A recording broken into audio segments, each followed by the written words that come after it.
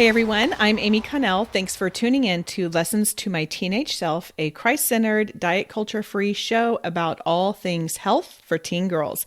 This is the shortcut you need to thrive in your physical, mental, and spiritual health. As a personal trainer and nutrition coach, I'm passionate about empowering you to find your best version of health. Each week, we dig into one topic I wish I'd known as a teen. Okay, question. In the last week, how many nights have you slept well? This is it's just a question. It's just something to think about. I think some of us are like 7 nights, of course. And then some people may say like 2 on the weekend because I've had so much going on the week. Others, maybe we've tried to get some sleep and we haven't been able to. I know that for so many of us, sleep is a challenge. And there's a lot of different reasons for this. So I mean, I can't even get into all of them, but I truly believe that sleep is one of the most important things when we talk about taking care of our health. And what I love is that we see evidence of God and Jesus resting and sleeping in the Bible. So I do believe that this is something that God wants us to protect because it restores our mind, it restores our body. There's just so many benefits to sleeping. But the problem is we probably know this and it's still hard to get. I grew up hearing a lot of people say, oh, I'll sleep when I'm dead. I'll sleep when I'm dead. And I'm like, you're going to die sooner if you don't sleep enough now, which sounds a little dramatic, but also it's really tough on your health. So I wanted to share with you what I am calling my sleep well approach. These are just a few of the ways that we can help improve our sleep. This is an acronym. Sleep well. Sleep focuses more on like physical changes, like actual things that we can do. And well is going to focus on more of the mindset, which is equally important, but it just has a bit of a different angle. So for sleep, S. Okay, don't hate me. Screens. I know. You don't need someone else telling you to get off your screens, okay? I'm not telling you to get off your screens. And I hate that I had to put this in first, but it worked well with the acronym, so it stays in. Our screens, whether it is from our phone, our iPad, our computer, even those e-readers will still emit some blue light. And that blue light can disrupt your body's natural sleep-wake cycle. And it suppresses the production of melatonin. Melatonin is the hormone that kicks in when it's time to go to sleep at the end of the day. In general, I recommend trying not to use screens at least 1 hour ahead of when you're wanting to go to bed. There are blue light glasses, and yes, I do use those in the evening. Typically, when I sit down after dinner, if I get on my phone, I will put my blue light glasses on, but I'm still trying to get off the screens just in general well before bedtime, a good solid hour. So I know that's hard. If you have friends who are like, why didn't you text me back last night? Then maybe you can just say, hey, look, I'm trying to sleep better and I'm putting my phone on do not disturb or the sleep function. I mean, our phones have so many options for this, but just communicating might help any friction that you may get in your relationships when they get upset because you didn't respond right away. So keep that in mind that if you create some boundaries, then that may protect some tricky, difficult conversations of like, why didn't you respond right away? Okay. So L for sleep. L is light. So if possible, get some light at the beginning of your day. Just getting outside for 5 to 10 minutes, maybe 15, and get some sunlight in your eyes. What that does is it tells your brain, hey, we're waking up. The day is beginning. So at the end, your brain kicks in and says, hey, it's time for bed. We've been awake for a while. Now, this is the key without sunglasses. So I walk a lot. I do a lot of morning walks, and I now go on these walks without sunglasses because the sunglasses prohibit the sunlight from getting in your eyes. That's what they're designed to do. And there's definitely a time and a place for that. But if possible, try to not wear those sunglasses first thing in the morning. If you are in a climate or weather that does not let you have sun, maybe you're in the far northern hemisphere, then you can have an alternative, which is like a UV free therapy light. I like the Verilux one. I'll put it in the show notes. That's on Amazon, but really any of them you can get and just put that in. You'll probably need to put it in for a little bit longer. My husband actually has one that he uses at his work. So he just sets that up as he is starting his day, and that is helpful. And as a side note, actually, that can be helpful too for preventing seasonal affectiveness disorder, which is just a seasonal depression. It's very common. So that is another way that you can help your mental health. But light first thing in the morning is very helpful. And then I actually say getting light anytime during the day. And also, if you can be outside when the sun is going down, then your brain is really on alert of like, oh, the day is ending. The day is ending because I see that we are having less sunlight. So that's another thing that you can do if you are having a hard time falling asleep. Okay, E, the first E of sleep acronym is energy drinks, coffee, and other caffeine. I talked all about caffeine in the last episode. I really encourage you to go listen to it if you haven't, but basically, caffeine is going to keep you up.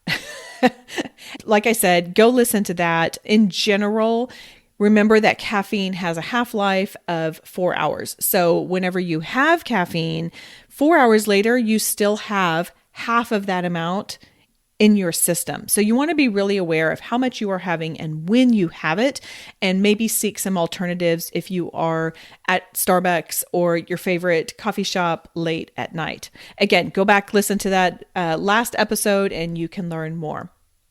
The next E in sleep is eat foods high in magnesium. Magnesium has so many wonderful functions in our body. It can help calm your nervous system. It helps regulate stress. It supports melatonin production. It relaxes your muscles. Magnesium is a wonderful micronutrient to focus on, and particularly getting in your food, because when we eat foods with the nutrients in them, our body utilizes that because it comes with other stuff rather than just taking supplements. I'm fine with supplements, but in as much as we can, go ahead and try to eat foods that are high in magnesium. So those are things like leafy green vegetables, like broccoli, spinach, or kale, avocados, nuts, seeds, whole grains like whole wheat has a great amount of magnesium in it, oats. These all provide magnesium. So I will say that whenever I feel like I am low on magnesium, it's not necessarily because I'm not sleeping well, but it's because my muscles get kind of twitchy at night. I will have avocado toast on whole wheat bread, and then I will put a little crushed red pepper on it, drizzle it with honey, maybe put a little crumbled goat cheese on it, and it's wonderful and lots of magnesium. Okay, P, physical activity. I am not saying go outside and run yourself down to the ground. I'm just saying move your body in a natural way throughout the day.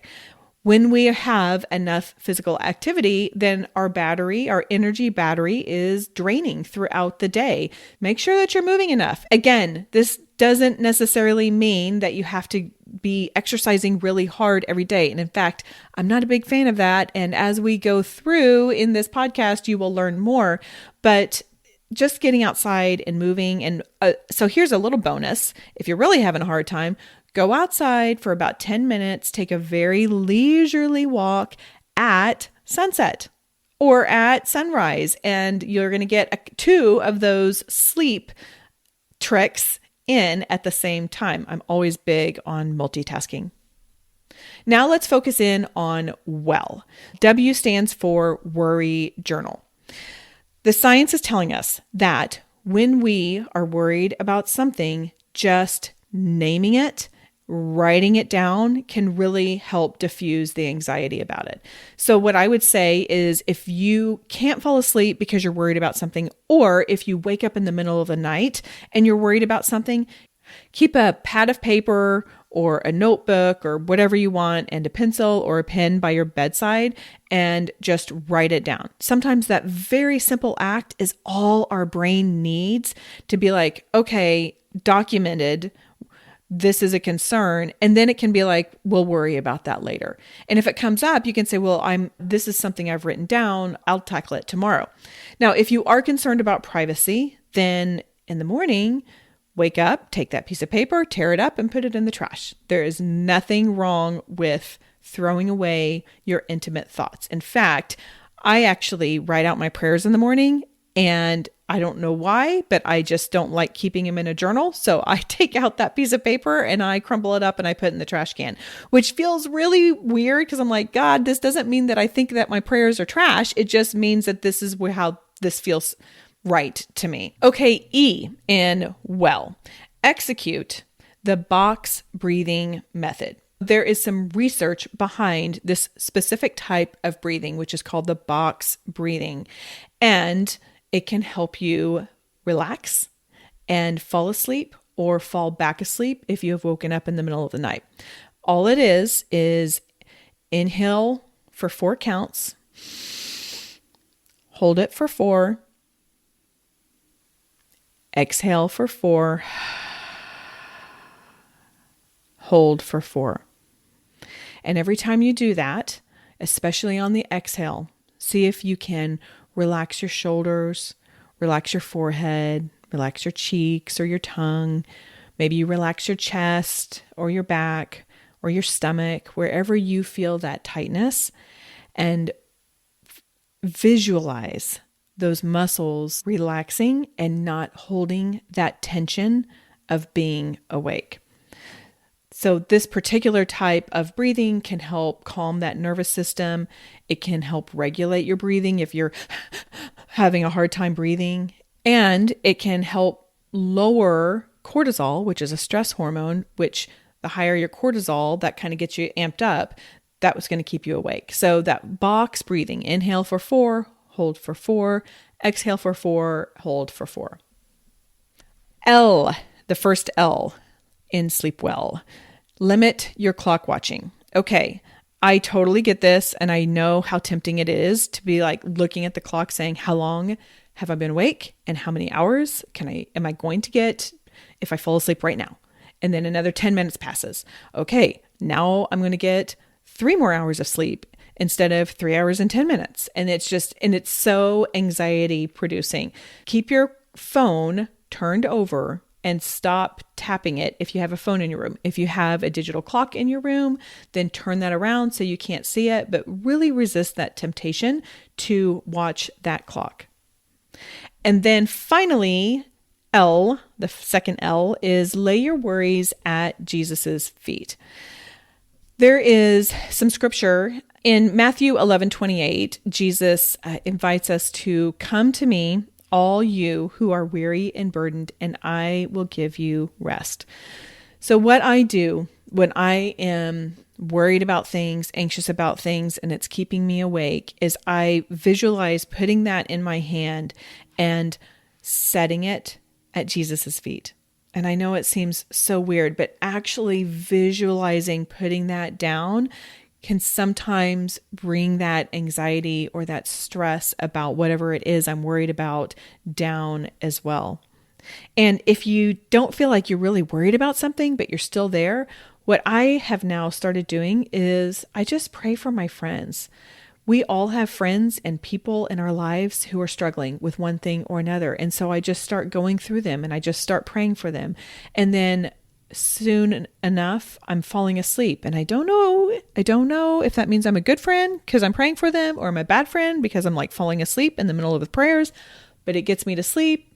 It gives a little prayer for my friend, and it's all good for everyone. So I'm just going to hope that it means I'm a good friend and not a bad friend since I'm falling asleep in the middle of it. Now, real quickly, I know you may be thinking, well, why can't I just take a melatonin supplement? I had a friend contact me one time and she said, my daughter's having a really hard time sleeping. Do you have any suggestions? And so I gave her a couple of these, and my friend's daughter said, Mom, why can't I take some melatonin? Because it is everywhere. I mean, it is everywhere. One thing to remember is melatonin is a hormone that we naturally produce. Our bodies have the capability of producing melatonin, which will help us sleep. I highly, highly recommend that you use these tactics, the sleep well approach, before you utilize melatonin.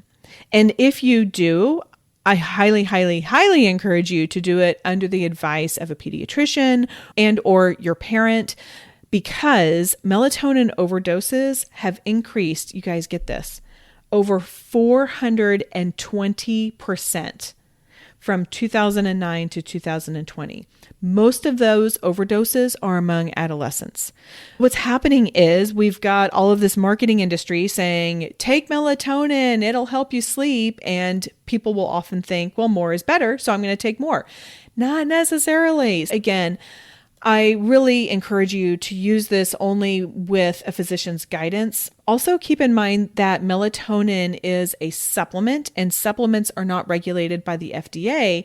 So it's hard to know if what's listed in the ingredient list is actually in the product. The FDA is not checking that.